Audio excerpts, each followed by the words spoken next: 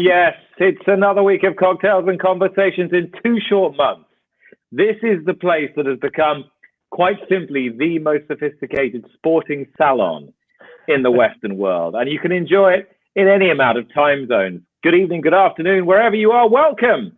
From me, Nick Luck in Teddington, Southwest London, from Britney Eurton in Los Angeles, California, smiling a little more broadly with each passing week, Britney. Well, I look forward to this, as we've been saying, but yes, there is a lot to be excited about, especially last weekend, racing back up and running here in California and in many other jurisdictions. We have a win and you're in race for the Breeders' Cup coming up on Monday, Memorial Day. So yeah, I've got plenty to smile about, and let me cheers to you as well. Mark, how are things going for you in New York?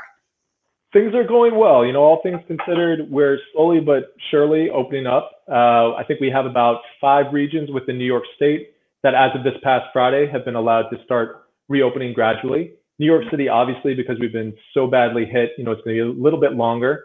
But there's definitely an air of optimism. People are starting to smile a little bit more, get out a little bit more, of course, keeping the social distancing. But we're optimistic. So, you know, taking it day by day.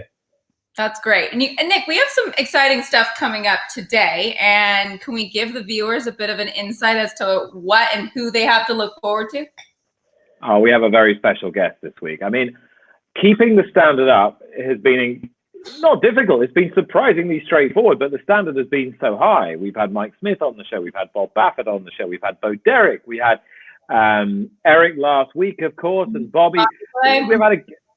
We've had a galaxy of stars, sporting and otherwise. And we've got a man today who I don't think it's overstating it to suggest he is the most celebrated global jockey of the modern era, a man who's won top-level events in no fewer than 24 countries. He's won 14 Breeders' Cup races. He's a great favorite of yours and of mine and of everybody who watches horse racing around the world, Frankie Dettori. He will be along very shortly indeed. I'm looking forward to welcoming him to the show, Britney. Mm-hmm. And Mark, what kind of cocktails do we have to look forward to today? So I know plenty of guests at home look forward each week to going right along with you and making these drinks, including myself. I love it. And that's really one of my favorite parts of seeing what's going on as we do these shows each week. I'm seeing a lot of people on Instagram following along, showing us the representations of the drinks. I know that your family has been very active with that. You're getting involved, Nick's getting involved. So I'm excited that people are kind of getting that bartending bug. It's a great time to learn. And this week is going to be a great opportunity to really grow in that sense, because we're taking some classic cocktails and showing the easy variations off of them. So it's going to be really exciting. You're going to learn a lot, hopefully have a lot of fun and have some good drinks. Oh, I love it. And Nick, I had to touch on this because you had a birthday celebrated from the last time we spoke. Hebe, your middle child, how was her lovely birthday during quarantine? Yeah, the birthdays are coming thick and fast. Luckily, she's very easily pleased. She likes being at home. She doesn't like to exert herself overly, but she does love being pampered, which little girl doesn't. And, you know, at 6 years old, my wife, Laura, had set up a little mini spa in the playroom upstairs. And the two of them, my 2 elder ones, she and her elder sister, were there having their hair done, their nails done, mani-pedi, the whole thing, foot filing, the works. I mean, these children, they've enjoyed it as best they can in quarantine, that's for sure. Wow. I love seeing how parents are adjusting during this time, especially for little ones who are used to being outside and going to see their classmates. And it's really sweet to see how people are pivoting and the children are still loving every minute of it. It's great. Oh, for sure. Mark, how are you getting on there? Everything's, you know, like I said, kind of hanging in here. Been keeping active with some great bartending opportunities, in addition to the great charities that we've spoken about each week. You know, the industry has really responded with kind of this attitude of, you know, proactivity. People are putting contests out there and fun initiatives, sharing how people are getting creative at home. So I don't want to say surprised, because I know how great and supportive this industry is. But, you know, it's in times like these that you really see everyone step up and come together. So it's been fantastic. You know, the charity that we've been supporting throughout the show, the Bartender Emergency Assistance Program through USBG, as of May 6th, I believe they distributed over $2 million to different people applying, which is huge. And they've had about 4,200 donors. So the response has been fantastic. Thank you to everyone that's been watching and supporting as well. So it's really, really awesome. That is fantastic. Unbelievable news. Brilliant. Because Nick, at the end of the day, that's really why we're doing this. It's a great distraction. It's a lot of fun for us to get together. But what we're trying to highlight is giving back to those that are struggling during this time, which many people are. It's not easy. So breederscup.com/donate to get involved, and no donation is too small. And thank you to everybody, guests and viewers, for helping out. And the details are there if you type in the website, breederscup.com/donate, details of the bartenders across the United States that you're helping, and also the backstretch workers all across racetracks in the United States, many of which are now opening, with Santa Anita coming on day after tomorrow. And then, of course, we've got Churchill Downs already up and in full swing. Gulfstream's been racing all through the winter. You're not far off a full program now, Britt. No, we're not. It's getting really busy. I actually just got off of a conference call with my producers from TVG, and we're talking about probably 10 races in 1 hour. It's getting very, very busy. So those on NBCS then are going to have to adjust a little bit to us going from one track to another to another. But we've got additional programming. I kind of touched on it. Monday, Memorial Day. This really kicks off the Breeders' Cup season. The Win and You're In races, the Shoemaker Mile, which is an incredibly prestigious race, 1 mile on the turf course at the glorious Great Race Place. And Nick, we've got some very familiar names that will be in that race. How about 2019 Preakness winner War of Will is shipping out for Mark Casse. So it'll be a really fun day, and coverage starts at 3 o'clock Pacific time. Great that the Breeders' Cup Challenge Series is up and running. It feels like yesterday that we were rounding it off last back end. In many ways, the time has contracted. In some ways, it's gone quite quickly. Here we are already, and hope you're all well. Hope you're all staying safe. Plenty of you checking in with us. Connie Bush says hi from Saratoga. Kim Deal, hello from San Francisco. Michael Rafuna, hello from Saratoga. Hi from British Columbia, says Gail Hochsteiner. David Leon's in town. Sarah Friesen says hi from Manitoba, Canada. Tala says hi, Brittany and Mark. Jonathan Halliday simply says Irad Ortiz. Why not? If you like the guy, just stick his name on. That right? I love it. We've got people watching from across the nation, across the pond. I'm sure plenty staying up late to hear from the legend that is Frankie Dettori. But Nick, give us an update. What is the latest with racing in regards to the UK? Well, Frankie might tell us more when he comes on in just a couple of moments' time. But essentially, we're working towards a roadmap that starts June the 1st. And if June the 1st is the first day of horse racing in the UK, which we think it might be, then we will be able to, at the end of that week, the 2,000 and 1,000 guineas, so our first classics here. Then we'll be able to run Royal Ascot as scheduled. It's been controversial, but they're going to do it. And then the Derby and the Oaks on the same day, the first weekend in July. So the same weekend as Fall Stars weekend would be in Belmont Park. So you've got all that good stuff concertinaed into a small space. If we start on June 1st. Government's given it provisional approval, but we still got to jump through a few hoops yet. And Mark, some good news coming out of New York in regards to racing. The governor's stating they could get back up and running as soon as June 1st. So their first date at Belmont Park will be June 3rd. And just announced the Belmont Stakes will be on June 20th. So that technically kicks off the Triple Crown one, which is very interesting. I know it's a bit controversial with the turn back in distance to 1 1/8 miles, but hey, we are in a strange time. I think many are just happy to see the races being run. But Mark, that's good from New York's standpoint. Yeah, that's exciting. Every single week I'm learning more about racing. You guys have got me excited about it. So I'm genuinely so excited that we're going to get back in action here. But, it really is baby steps. But again, the optimism here in the city and in the state as a whole has really been encouraging. And all around sporting events, racing, of course, but even people getting out and supporting their local businesses, because this is obviously a difficult time for them as well. But yeah, I think we're all seeing a light at the end of the tunnel, cautiously optimistic. Super exciting that we're going to get going at Belmont. Absolutely. We got a question here about Royal Ascot. Jim Campbell says, love your program. Will Royal Ascot be run this year? Yeah, well, it will, Jim. If British racing starts 1st of June, Royal Ascot will be run. Love watching it each year on NBC Sports, and you can watch it again this time round. Unfortunately, Brittany and I will not be reunited. The logistics of it are just too difficult this year, but the network will be showing Royal Ascot if Royal Ascot takes place. So that's good news for all fans stateside. It'll make 2021 just that much sweeter, right, Nick? You got it. Don't make me sad. Try and get through this hour with a smile on our face and happy. And I'm hoping we can welcome in our very special guest. We were having one or two little technical glitches just before we came on air, and I think we might be. But just as soon as we get the nod, we will welcome Frankie to the show. He's just trying to get back with us now.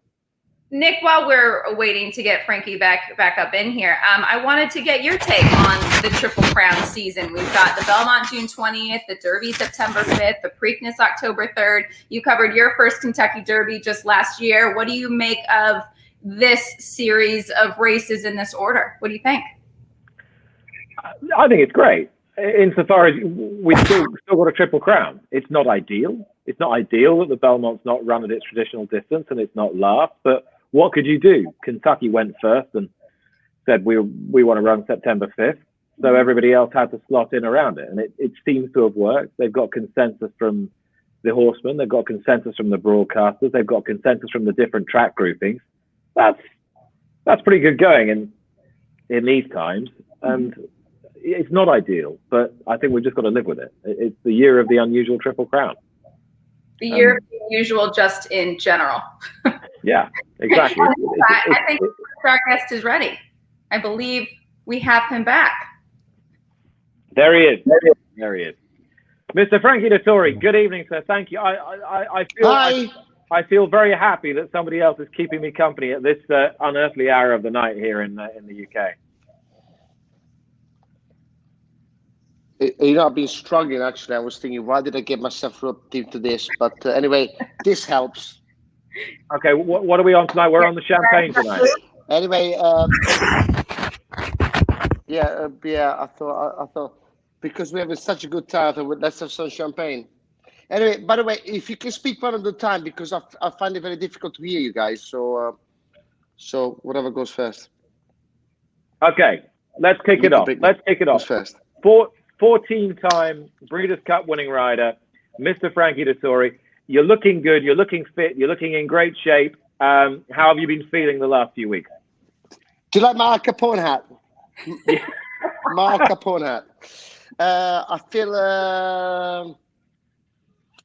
very frustrated, but I'll keep myself busy. But we can see things happening at the moment, so hopefully in a couple of weeks we'll be up and running.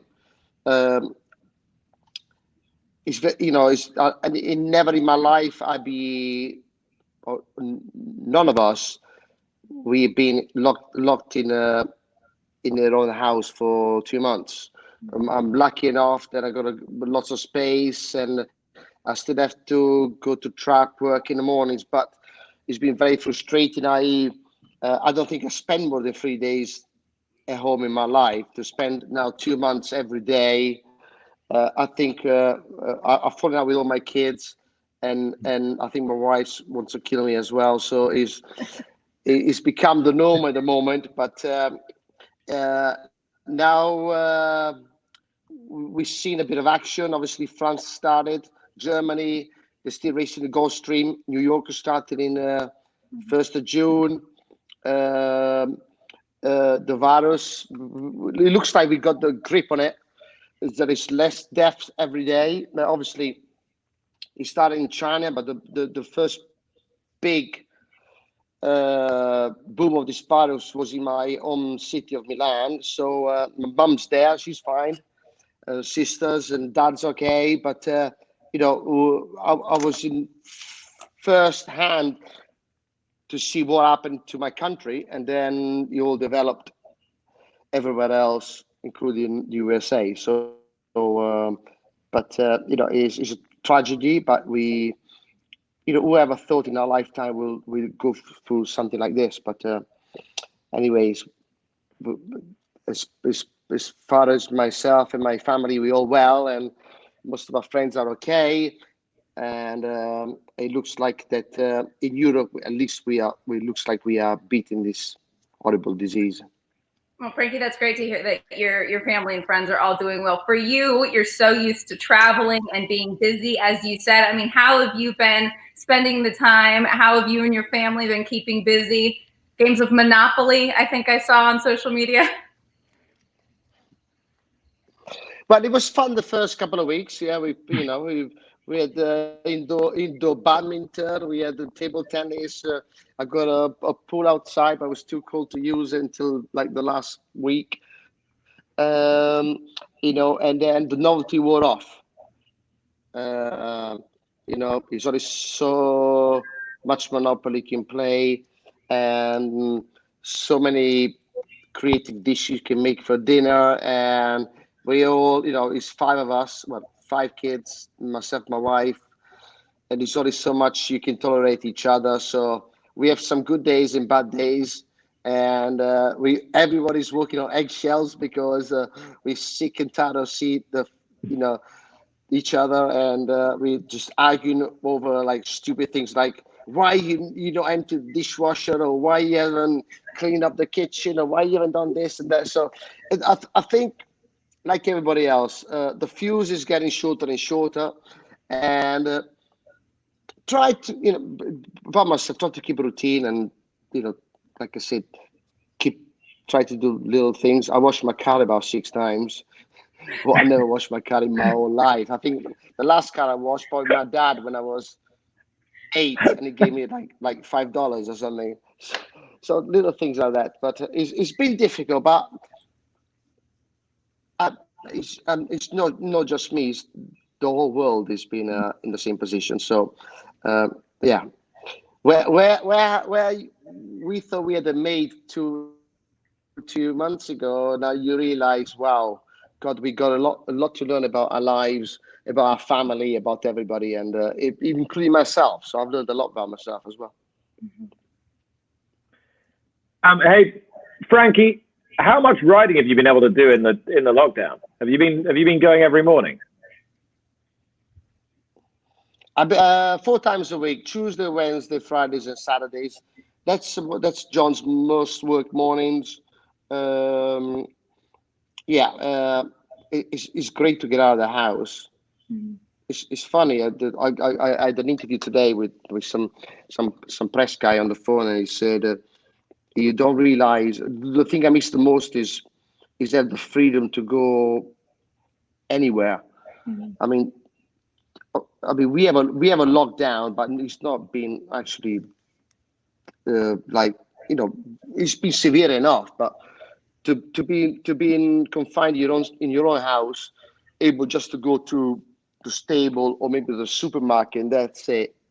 It's been it's like a soft version of being in prison, basically, and you don't realize that the freedom that you had before, how precious and important. But to me, I mean, I don't think I've been in my house more than 3 days in a row. So to be 60 days in the house straight is quite incredible.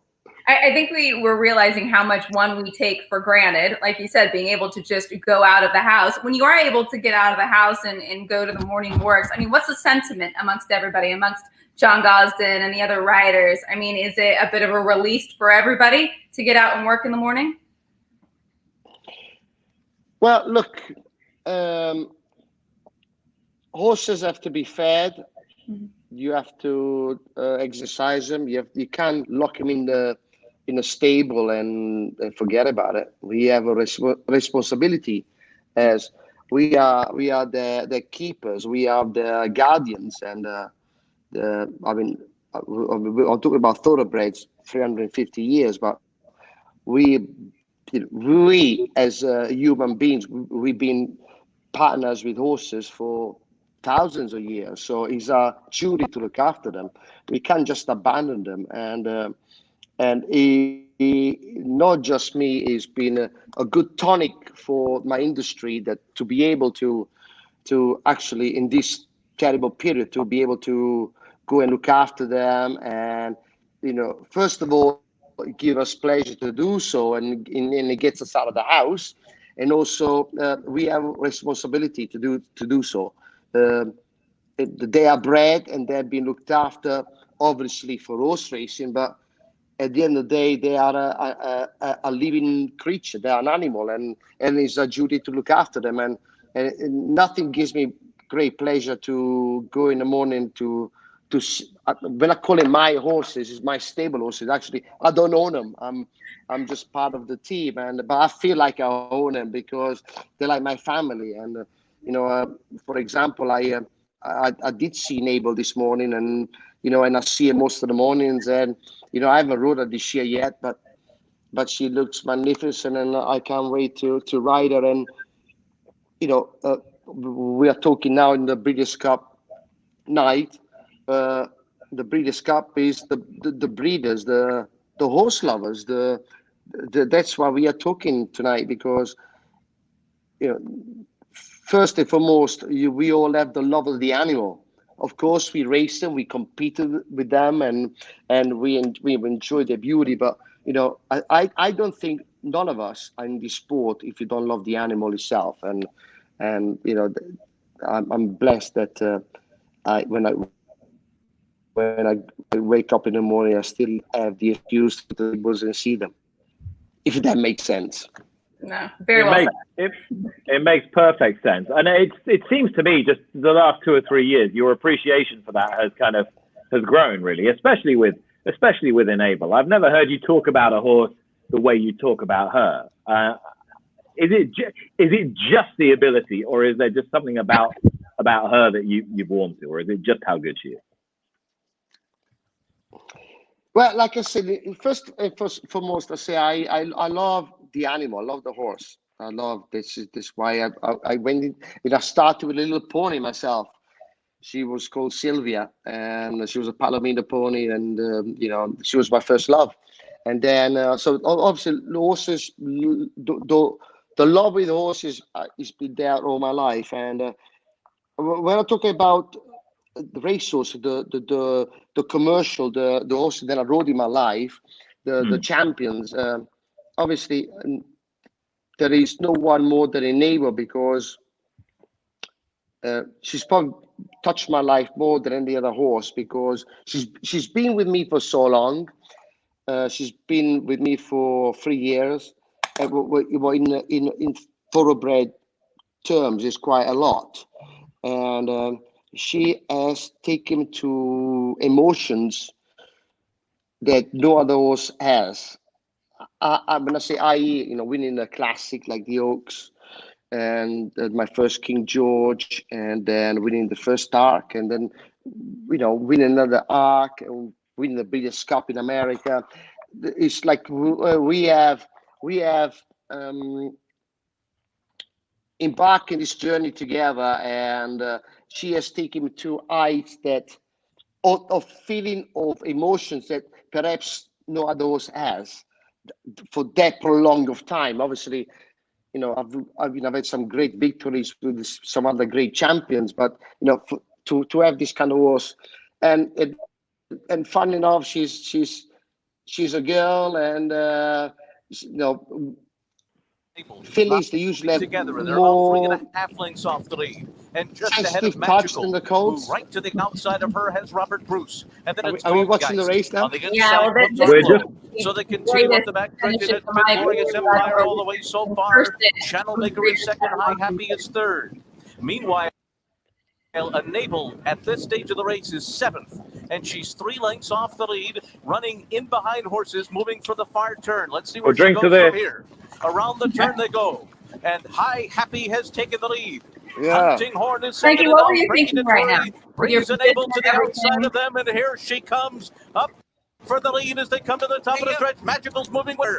Break it up a bit. I'll talk to you after the race. Into the stretch, and the 2 fillies are 1-2, Magical and Enable. And they kick on from Sadler's Joy. It's Enable on the outside, in the center of the turf course. She has taken the lead, and she's pulling away from Magical, who continues to battle her, though. It's these two, 1-2 down to the finish. Enable and Magical, and they're well clear of the others. Racing Royalty, Enable, and Frankie Dettori. The ARC winner is the Breeders' Cup Turf winner, too.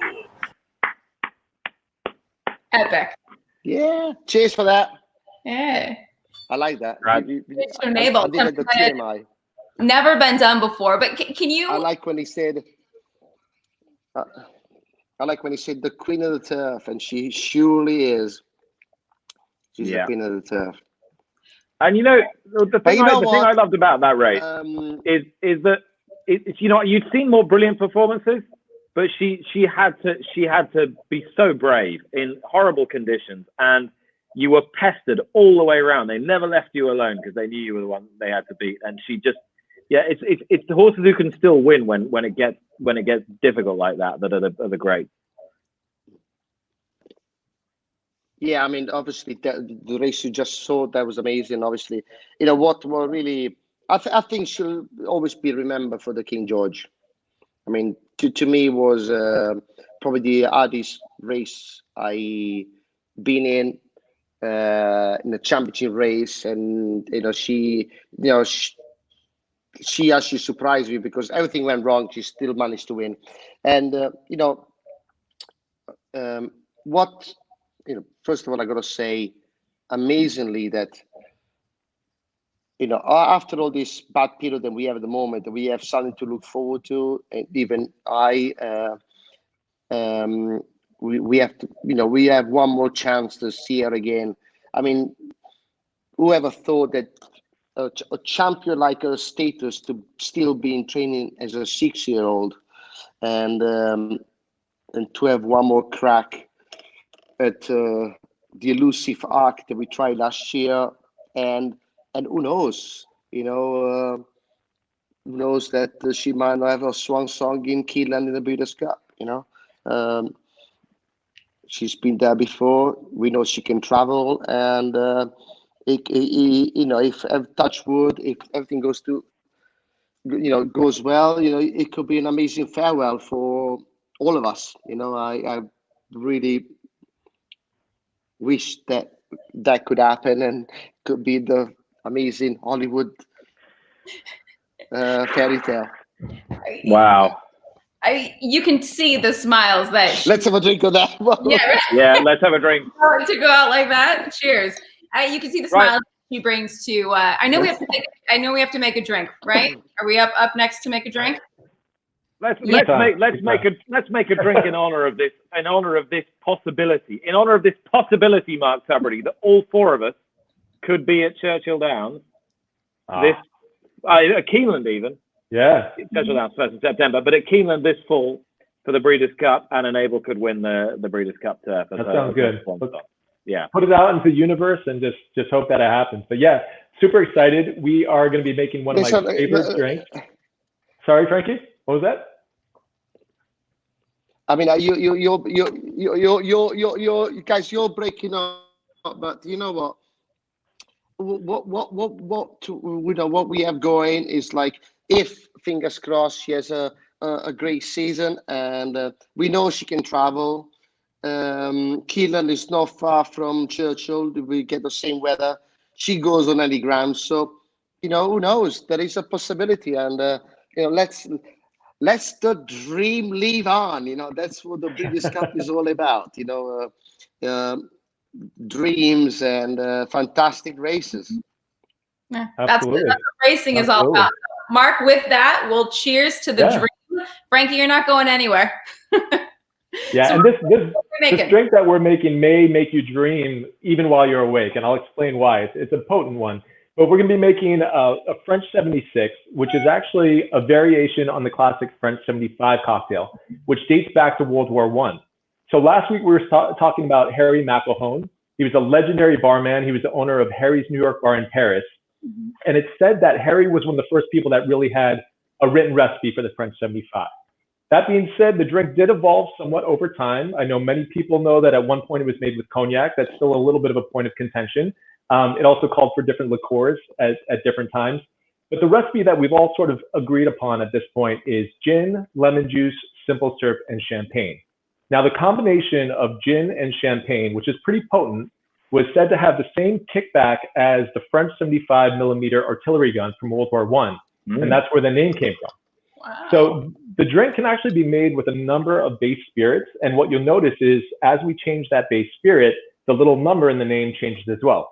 So the classic is the French 75 with gin, and we're going to be making the French 76 with vodka today. Ah. Yep. So we are going to need our Tito's handmade vodka.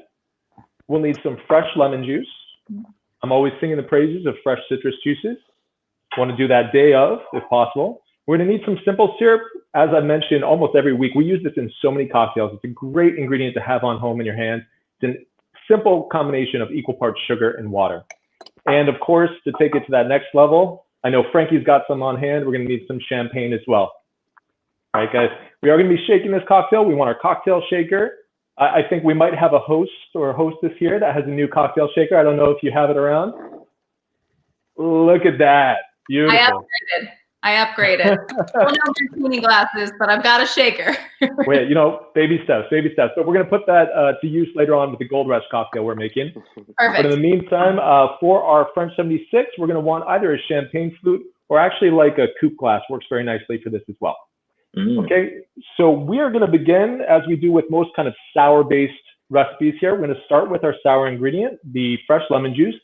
For those of you following at home, I know Jennifer cooks, and she has all the ingredients, one of our viewers, so I'm excited, Jennifer. Hopefully this is easy to follow along. We're going to start with 3/4 of an ounce of our fresh lemon juice directly into our mixing tin. And now anytime we have that sour, we have to balance it out. So we're going to do the same amount of simple syrup, so 3/4 of an ounce. And then we are going to finish up with 1.5 ounces of our Tito's handmade vodka. So this is one part of the strength of our cocktail, right? We've got the other part coming later on, and that's really what's going to make you feel it. So we're going to do 1.5 ounces of our Tito's handmade vodka. Okay, so this week I said we were talking about cocktail variations. So I think it's important to note that at this point, what we have in our mixing tin is essentially a vodka sour. So we've got vodka, lemon juice, and simple syrup. So now if we were to shake this and put this into a highball glass with ice and top it with club soda, we would have a vodka Collins. But what we're going to be doing is straining it, straining it into our flute and topping it with champagne. So that gives us the French 76. So you can see how these classic cocktails sort of build upon one another. You learn one, it's like you're learning three, which is awesome.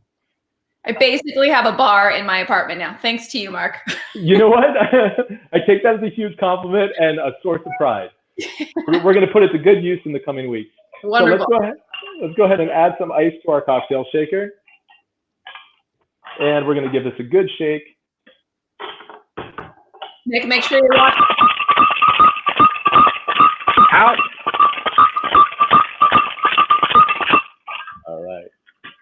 I know we've been giving Nick a hard time. We got to give him a chance to redeem himself. I think you did a good job with the shake there. It's because when I was shaking this the other week, this thing, it's not, the seal is kind of buff. So I was trying not to have it fly everywhere. I understand. I've been there. Actually, I was making, we made the Southside cocktail. That was pretty early on in the show, but there was one time at the bar, we had just gotten these new cocktail tins in, and 2 of them didn't fit very nicely in the larger tin. And I knew it. Like, as soon as I put it in there, I knew it was going to be a problem. But I went against my better judgment, and I ended up with Southside all over me. So it happens to the best of us. But got to just get back on the horse, I guess. Did he mean that the pour is getting bigger or the actual wine glass is getting bigger? That's a nice glass, too. So we are going to fine strain this cocktail into our champagne glass or our flutes. Again, we're doing that fine strain to get rid of those little chips of ice. Now, remember, anytime we have carbonated ingredients, we don't want to shake those because, again, the pressure is going to build up and that's going to cause a big mess that you don't want. So anytime you have club soda, champagne, Prosecco, we want to save that for the end. So we're going to go ahead and layer that on top of our drink. And what I like to do is give it a little stir with a spoon just to kind of incorporate it all together. Okay, that's pretty much it. We're going to garnish it with a lemon peel. And as we spoke about last week, when we're dealing with citrus peel garnishes, you want to make sure you really get the most out of them. So we're going to express the oils by twisting the peel on top of the drink, rubbing that around the rim of the glass, and then gently twisting inside. All right, guys, that is our French 76 cocktail, a variation off the classic French 75. I'll tell you right now, if you have this at brunch one time, you're never going to look at a mimosa the same way again. It's fantastic. Cheers, guys. Cheers. Cheers, Mark. Gorgeous. Cheers. How's it taste? Oh, it's awesome. Definitely does have that kick that we were talking about. Cheers. I will say, though, if I could dip through the screen and grab Frankie's glass of champagne, it's looking quite appealing right in front of the camera. Yeah. It's brutally chilled. Do we still have him? Yes, we do still have him. Frankie, you still there? Maybe there's a delay. Do we still have him? Or have we lost him? I don't know. Frankie, do we have you? Maybe not. I think we might have lost him. Difficult. We'll try and get him back. Is he still there? Frankie, I'm here. come in for. Yep, you've got me. I can't hear a thing. I can see you guys, but I read the subtitles of the drink. It sounds awesome. it looks good, Mark. Well done, Mark. Thank you. Thank you very much. Cheers. All right, that's for putting that dream out there. Hopefully we make it happen for the Breeders' Cup 2020. Cheers to the dream. Frankie, I'll have one in Keelan when I get there next year. There you go. Frankie, we got to witness something really special with you last year at Royal Ascot. The 4 wins in one day, highlighted by the Gold Cup, but that wouldn't have been a first. You have met the Queen before. That is a dream of many. What was that like for you to meet Her Majesty? And when did you first meet her? Look, in my look. Is no big person in this universe to me. The Queen, she is the head of state. She's a great supporter of racing. The family been in racing all their life, and she's got great knowledge about racing. And the Queen only gives the trophy twice, for the Gold Cup and from the Queen Elizabeth, her own race. So. There are 2 special moments, and I think there are 2 special moments that owners thrive to try to win that race so they can get the picture given the trophy by the Queen. So it's a special moment. I met her several times. She's a wonderful lady, and what can you not say good about Her Majesty? She's amazing human being, and the knowledge. I look at the archives where she first was crowned the Queen, and she won a first classic with Carrozza, and go down the years. The good horses she had, and the longevity she had in the sport, and the passion, because when I do meet her, she knows about the pedigrees, she knows about the horses, she wants to talk about she's got some horses in my stable, she wants to talk about Stradivarius. She wants to know about the neighbors. She's not just interested in her own horses, she's very knowledgeable, and she's in her 90s, and we all seen pictures, and she still rides in the Windsor ground. I mean, it's remarkable and amazing, and I cannot have enough superlative to say how great she is, because she's a wonderful woman, and it's always an amazing honor to meet her, and and obviously when you do win and accept the trophy from her, is magic moment. I'm sure. Frankie, you've won Britney, because you've been there.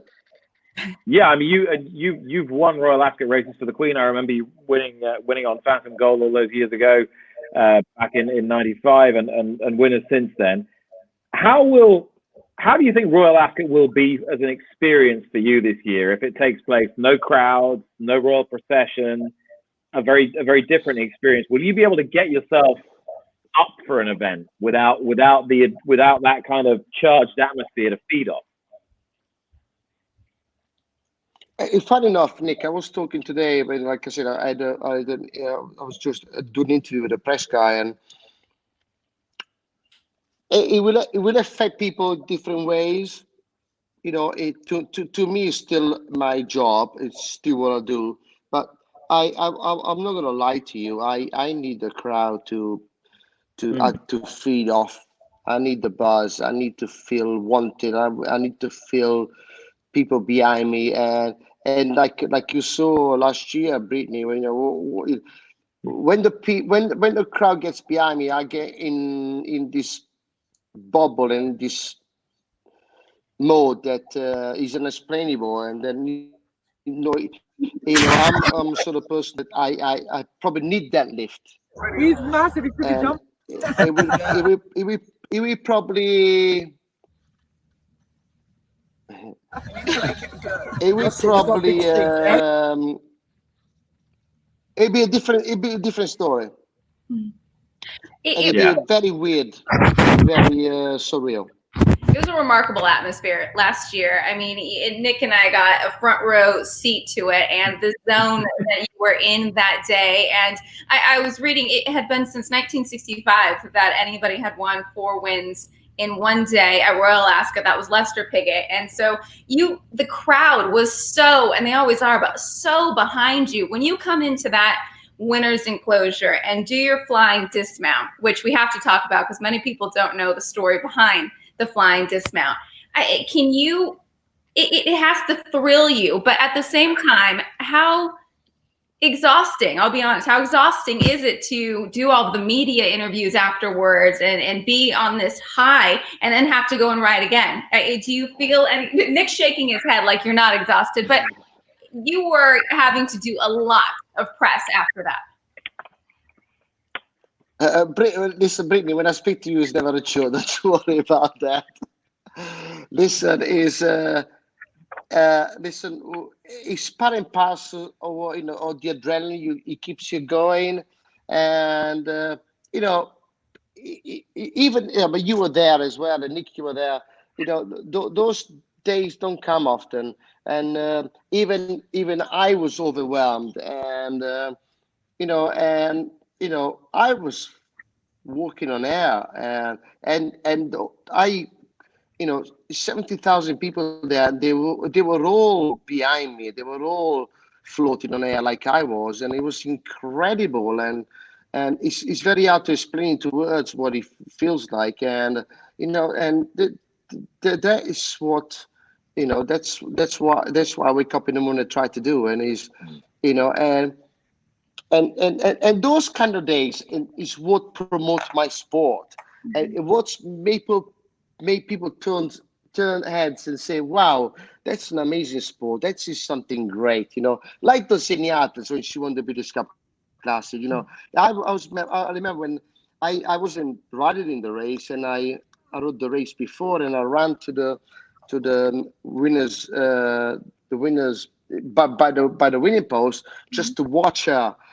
And I was, and I mean, Santa Anita kind of blew, the roof blew off. And it was like, and I was just a spectator. And this is those kind of days that we have to cherish and we have to promote. And like last year, the Gold Cup day to me was an amazing day. And and we have to listen and watch out for those kind of days, because it does happen from time to time. We're seeing a selection of flying dismounts here. Now, Britney's teed it up, and a lot of people have jumped on and said, what was the origin? Why did it start? How did it start? Well, it started in America, didn't it?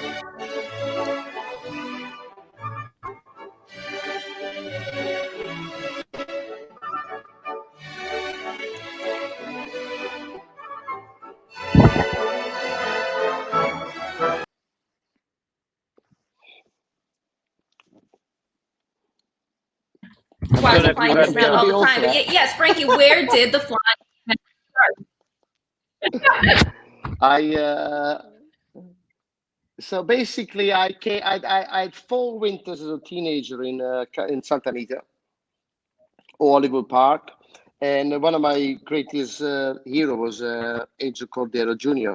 What at the time he used to ride in New York, but used to come to Santa Anita the weekends to ride for Wayne Lucas. And when he used to win a big race, he used to do the famous flying dismount. So I kind of stole it from him, and I brought it to Europe. And everybody thought it was something that I did, but actually no. I'm actually a thief, Angel Cordero, then is one of my heroes. He started it off, and I copied it off him, and I'm forever grateful because he's made me famous. And yeah, thanks, Angel. What does he think of it now? Have you, Angel? Sorry? Have you spoken to Angel about this recently? Making it famous? Yeah, I do. What is it? Yeah, of course. Yeah, I do. I do speak to him from time to time. I'm one of his biggest all-time fan.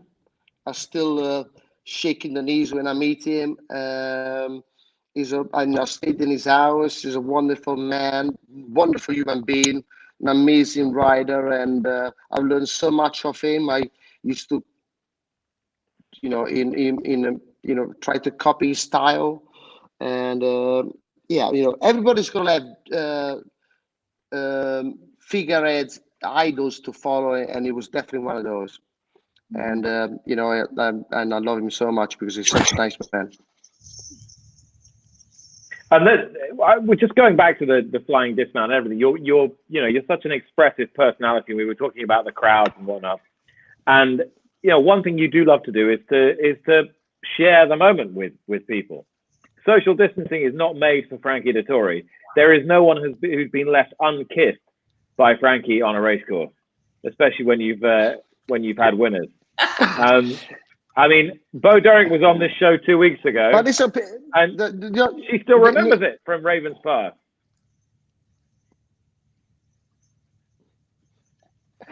Listen, Nick and Britney, listen, we forget that we think horse racing is so important, but actually what we do is to entertain people. We breed these horses to race them so people can bet on and have fun and enjoy it. It's not a chore. We should entertain people. We should be out there and promote it and be flamboyant and promote our sport. What we do is not a chore. It's not life and death essentials. And we are lucky that we do something. It's a sport, and we should be happy to do it. And that's why, perhaps because I'm from Italy, I'm like Latin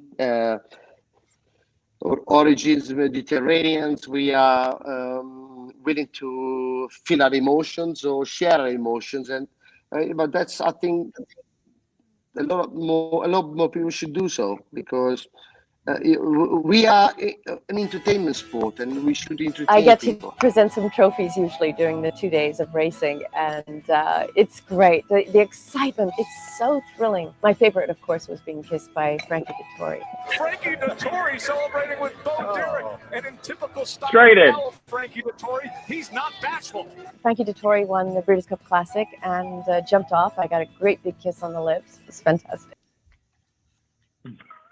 The envy of everyone getting to kiss Bo Derek. Why not? That was one of my proudest moments, and I enjoyed every split second. Let me tell you, wow, what a lady! No, she's. Brilliant. I think Nick got a bit of that at Royal Ascot last year too. I think we've got a photo of Frankie Dettori sharing the love with you, Nick. Really? Listen, I've been waiting 15 years for this, and finally. Okay. Britney was very jealous. Oh man, that was only race number one. Yeah.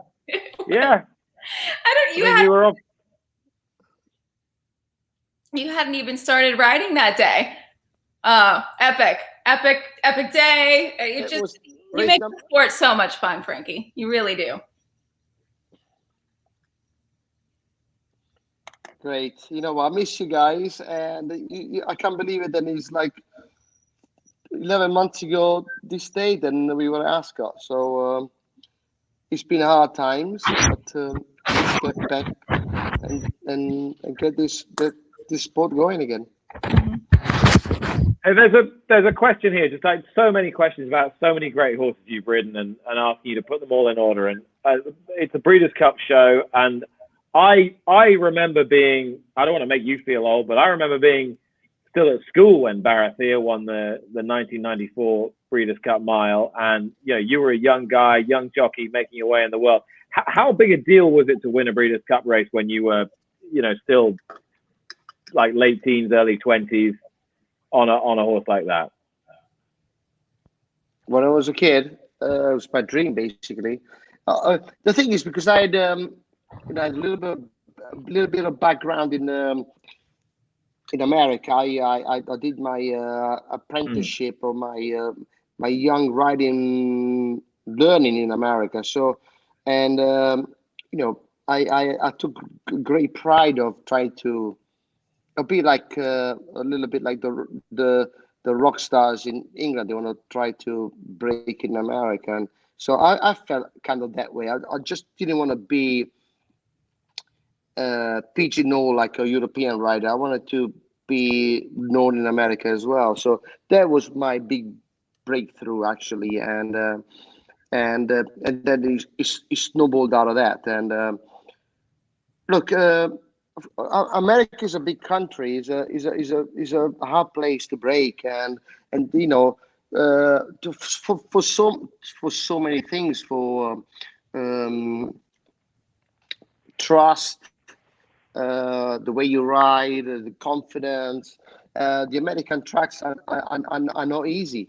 It's completely different to Europe, and so. It was a great feather in my cap when I won on Barathea in '94, and then it snowballed, and now I don't feel ashamed to ring any train in America, say, look, I'm available for this race or that race in America, because I know that they'll take notice. So but it took me maybe 20 years to get to the point. But also, I was trying to open doors, not just for myself, for other jockeys in Europe. And I at the moment, there's a lot of French Santa Anita and Italians and English riding in America. So it is, and perhaps I was one of the pioneers that he broke the trend. So great. I'm proud of that. Well, Frankie, Yeah. a pioneer, but I know that there are plenty, especially in Southern California, that would love for you to spend a winter out there at Santa Anita if you have any interest in coming back out and riding. But Nick touched on this off the top of the show. You've won in over, I believe it was 23 different countries. Is there a place that brings you the most joy to win at, maybe a crowd to win in front of?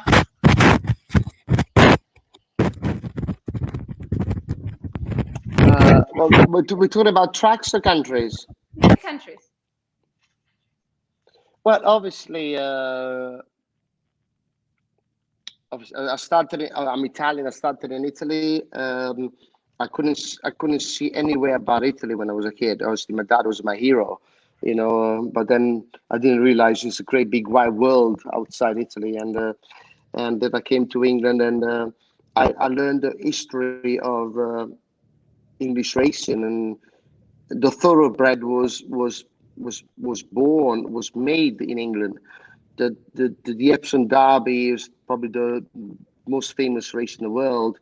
The best stallions 300 years ago, it all started here. And the tradition, the love of the horse, and the variety of tracks, that's what drew me to say England is my number one country and that's why I'm still here. I enjoy riding, obviously, in Europe.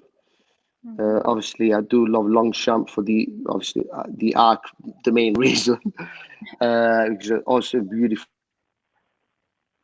track, and then probably love Santa Anita because I spent 4 of my best childhood winters there, and I learned from probably the best pod of jockeys I've ever seen, including, I didn't ride with Bill Shoemaker, but I saw him ride.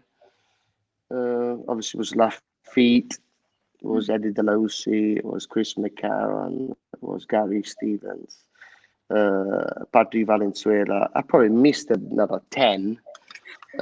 Amazing riders. I learned from them. I was just picking the best out of those people, and I was blessed. And I probably rode with most of them apart from Bill, and they gave me a good baseline to be what I am now. The world is much smaller now than it used to be 30 years ago. I mean, going to America for the winter in those days was a big deal. Now it's like just get on a flight and off you go. So, but it was amazing times. Sure. Phenomenal. I think Mark is waiting in the wings to ply us with more drink. Mark, where are you? But Frankie, are you up for staying with us for maybe another 10 or so minutes?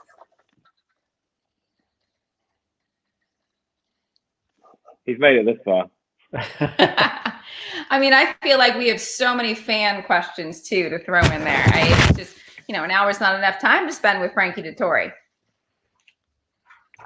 Yeah, absolutely. Once we get Mark in here, he's going to be making a gold rush, and I'm looking forward to making it with him with my brand new shaker cocktail, Nick Luck.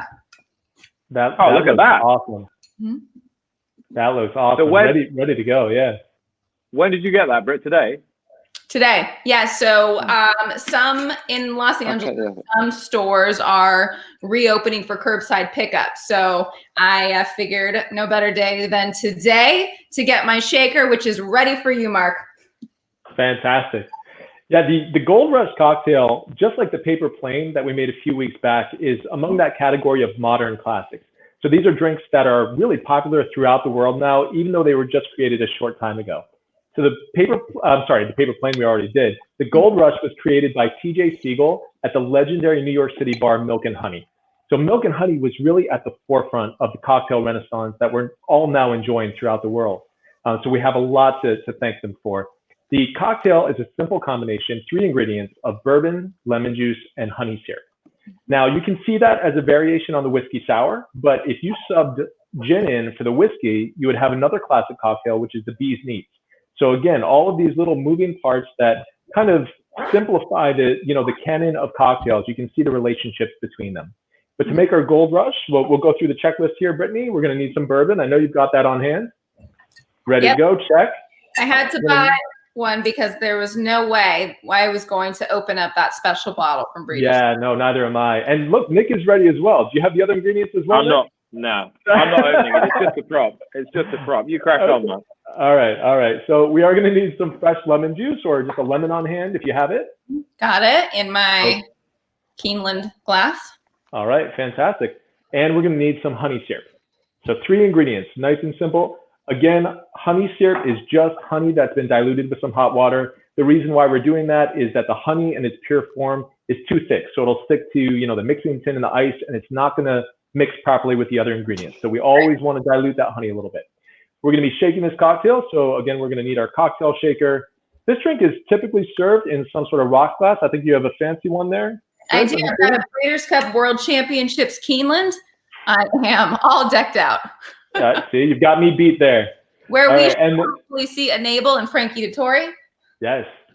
Hey, I have a question for Nick. Nick, can we get you to wear that top hat one of these nights that we just saw in the video? Do you have that around? Yeah, if you want, I'll go and get it. All right. He's ready to go. I'll be right back. Okay. All right. You shall receive, Mark. All right, let's go. Yeah. Okay, let's do this. So just like if we were building a whiskey sour, we're going to start with our lemon juice. Okay. So we are going to do 3/4 of an ounce, or if you're doing it straight from the lemon, Britt, I would do about half a lemon. Okay. In there. Okay. So that's going into our mixing tin.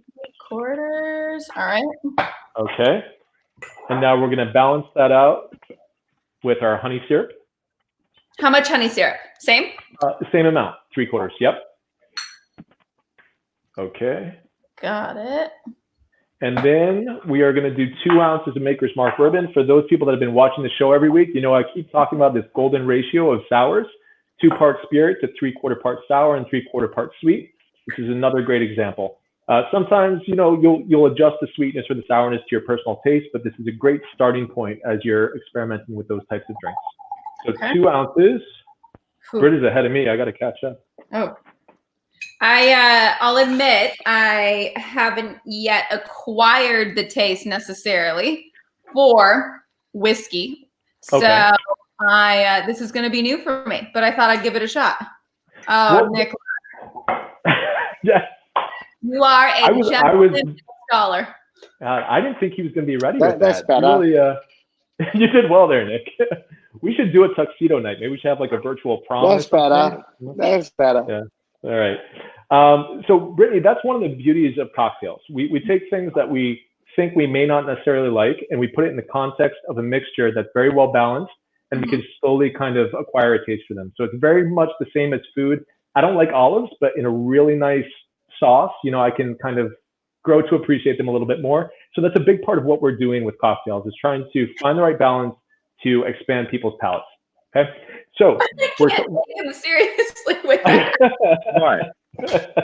You spent 5 days standing beside me dressed like this. Yeah, everybody else was dressed exactly like that. Yeah. So it's been quite warm here in England the last couple of days. So I did want to change because I wanted to look sort of suitably urbane for the show, but yeah. When they do the whole thing about what are you wearing on the bottom half, Don't do it. I'm just in a pair of shorts there. So oh my God. I'm blinded by the light. Yeah. Hey, Frankie was saying that he was spending a lot of time playing Monopoly with his family at the beginning of this, and now we've got the Monopoly man here. No one caught that. All right, so in our tin right now, we've got our Gold Rush built. Unlike the whiskey sour, which sometimes gets egg whites, we're just going to keep these 3 ingredients nice and simple. But again, we're talking about variations, fun ways to improvise. This drink, the Gold Rush, actually paved the way for another milk and honey modern classic, the penicillin. So that calls for scotch and some ginger in addition to the honey, but otherwise a very similar flavor profile. Okay, we are going to shake this cocktail, so let's add some ice, Britt. How much ice do you traditionally add? Like 3 or 4 cubes? I usually like to do it until the tin is about 3/4 of the way full. You don't have to fill it all the way up, but you want a good amount in there. Okay. Okay. But I know this feeling has got to be good. Using that shaker for the first time, when I did new bar tools, oh man, it's like Christmas. It's a whole new world. All right. Now let's see a proper shake, Brittany. I know you got this. I mean, what's the technique? You want kind of a push and pull, and I kind of go up and down. You want to get a good rhythm.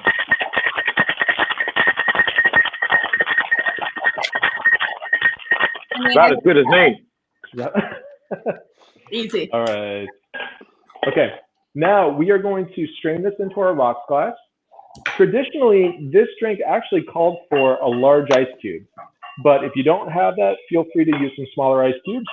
Again, that large ice cube is just going to keep the drink cold without over diluting it. But a good fix to that, if you have the smaller ice cube, just drink the cocktail faster. That's fine. All right, let's strain this in there. Ooh, I'm loving the color. Right. Each week, Mark. This is going to be a good segue into whiskey for you, Brittany. Perfect. Okay. Now, if you still have it, let's do a little lemon peel on there. I don't. I threw it away. That's okay. It's going to be delicious as is. All right. So this is the Gold Rush cocktail, a modern take on a delicious classic. Cheers, Brittany. Virtual cheers, Frankie. Okay. Virtual cheers. Mr. Monopoly Man. Cheers. Hey, cheers. That was pretty close. I got your Monopoly gag. Yeah, you did great. Cheers, guys. Oh, cheers. I almost forgot. Oh, that's in honor of Frankie's flying dismount, we have come up with a special shot tonight. So this is called the flying dismount. Hopefully this is something to your taste here, Frankie. We've got equal parts gin, Campari, lemon juice, and raspberry syrup. So, a little ode to Italy there. I know I'm going to leave the acrobatics to you. If I try to do what you do, I would end up breaking something. So I'm just going to keep it with the shot here. But cheers. That's Italian. Cheers, Thank Mark. you. All right, guys. Mark Cheers. Tubridy, everybody. Amazing. Thank you.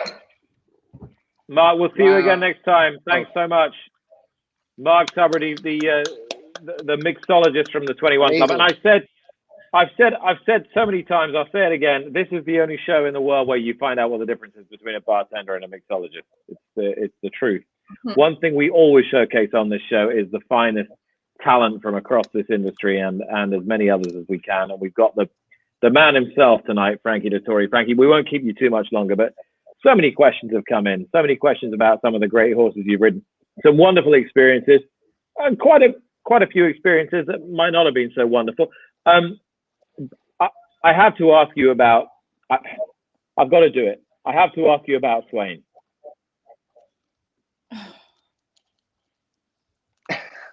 Yeah, I didn't have a good day then. Don't hate me. It's been I asked cried a on few the way times. home, you know. Did you really? I did cry. Yeah, I did. Yeah, I remember. I was with my wife, and we flew back from Lexington to New York to fly back to England, and we were on a private plane, and I cried. The first leg, I cried all the way. I know it's only 2 hour flight, but I think I cried for the most of the 2 hours. I was young, and I was too eager to win. I was I wasn't man enough to handle my emotions, I guess.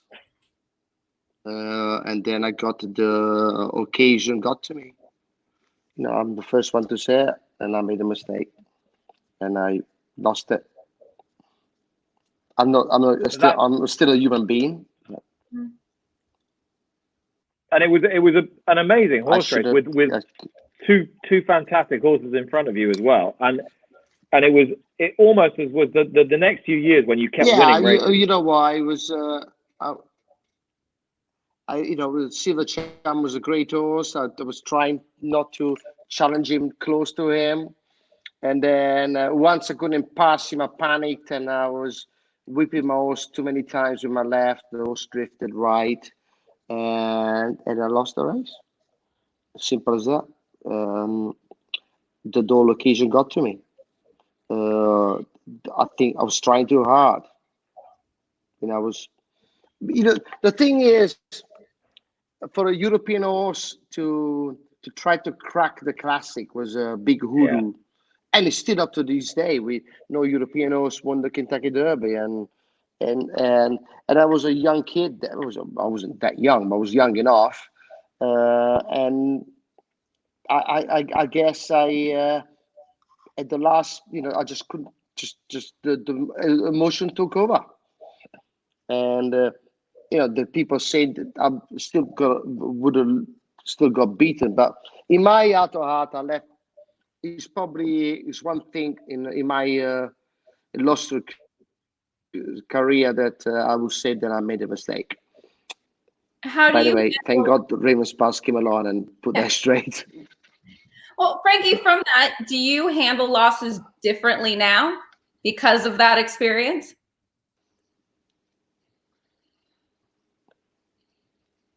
Yeah, of course. When you're doing the same thing for 30 years, it's not. Listen, in my career, if you do well, you're 25% strike rate. You win 1 in 4 if you do well. If you do quite well, it's 1 in 5, and that's still quite good. So you have to accept defeat more than you accept winning. I think as you get older, when the big stage comes and you ride the big favorite in the big race, and you've been there before 30 years, you're able to control your emotion more. But you still get nervous. You still feel your mouth dry and your hands are sweaty and your heart is pumping, because if you don't feel that, you won't be human. Mm-hmm. And but then within years, you're able to control it, to channel it in different ways. But I don't care who you are. No sportsman in the world, when he's under pressure, doesn't feel the pressure. is part of the job, you know. And it's just how you then that's why. But that's why I get up in the morning. I want to do that because I want to feel like that, you know. When Ronaldo takes a penalty in the World Cup final, or Tiger Woods takes the last shot in the Masters, you want to feel like that. You want to be in that position. I know it's horrible when you are there, but that's why you wake up in the morning, because you want to be in that position. Tell me this. There's been a couple of questions about your relationship with John, with John Gosden, and why you and he seem to get on so well, and why you and he have forged such a good partnership over the years in two different incarnations. One right at the beginning of your career, and now 20 odd years later. What is it about the two of you that makes it all work?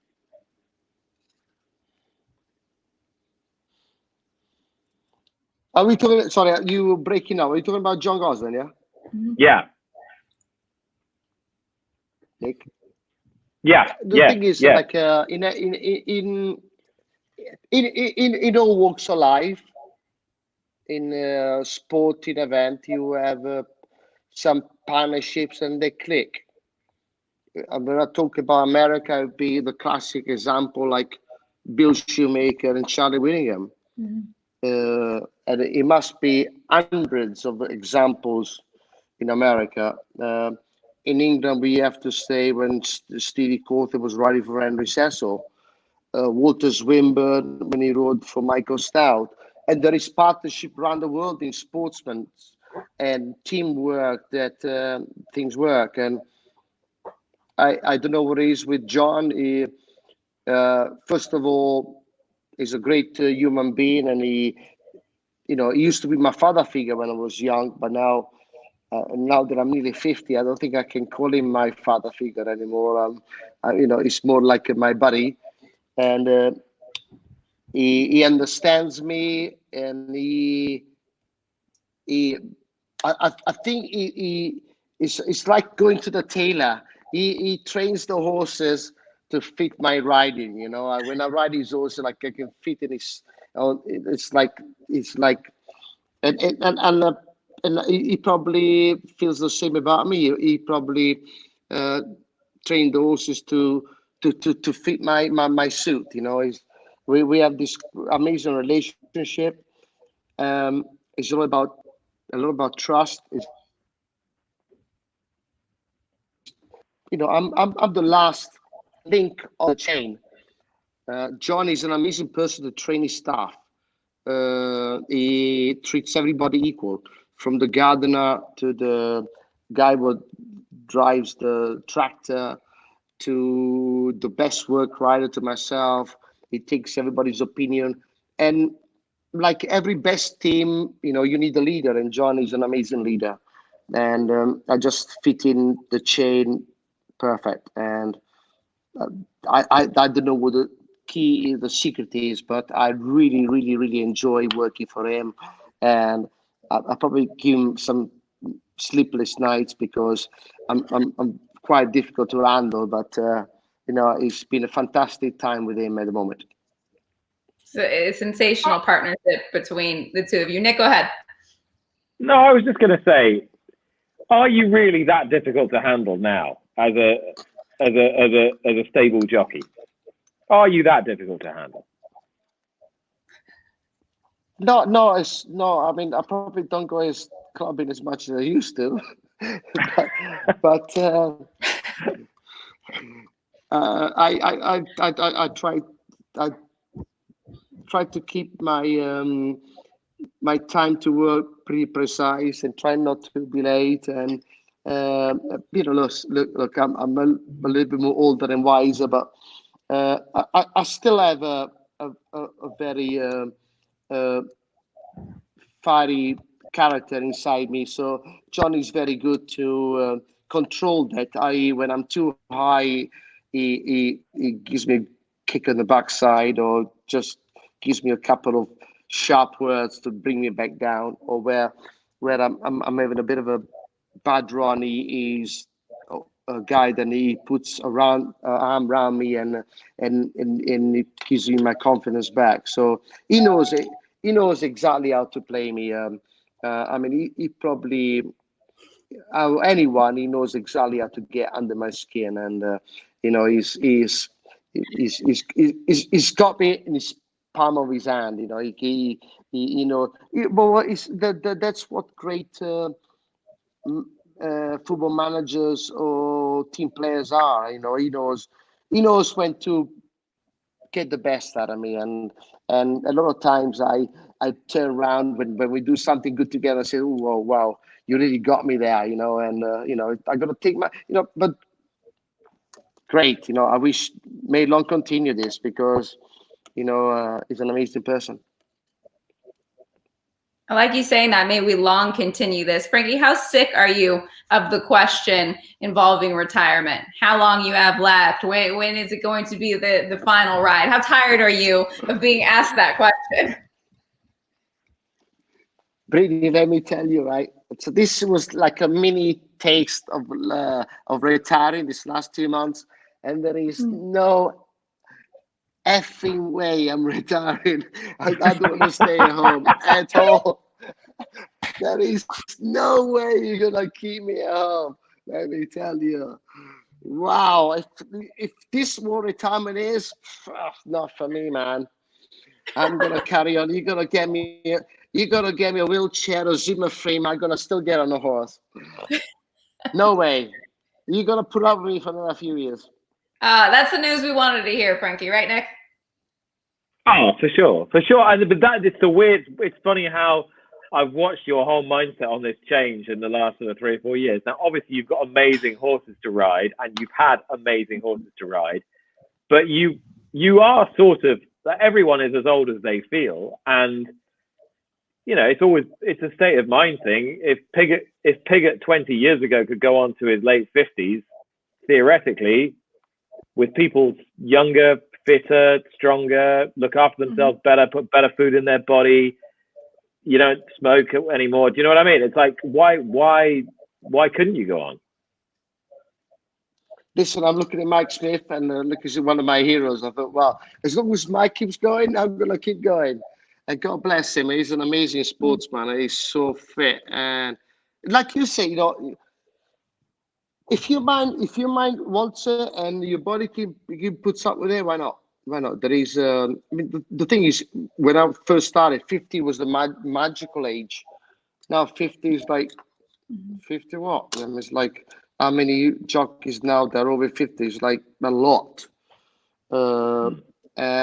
You know, I'm going to carry on as long as my body can keep up and as long as I want to do it. At the moment, like I said, I've had 2 months of lockdown and there is no way I'm retiring, let me tell you. Well, I think that's a good note. You got to stick around long enough to compete against your youngest son. Is Rocco still riding out? Does he still want to be a jockey? Unfortunately, he's beefed up a bit. He's grown a lot this last year, and he's. I think he's probably bigger than me at the moment, and he's shut up a lot. And at least he knows that he can do it. So he's moving on. He's carrying on his studies, and don't laugh. I know I'm Italian, but he's into his rugby. And I told him, son, the ball is the wrong shape. You know, you should have the round ball, not that silly ball. Like anyways, he's more English than the English are, and I'm quite sad because as an Italian, he should be playing soccer, but here's what it is. Well, I tried to send you and I both to bed about 5 minutes ago, Frankie, but Britney would like to sit and listen to you all night. Right, listen, I nearly finished my glass.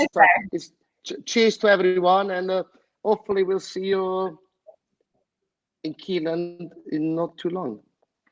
Take care. You're a superstar. Thanks for doing this. We'll see you soon. By the way, Britney, by the way, now then the Kentucky Derby in September, you better try to get me a ride.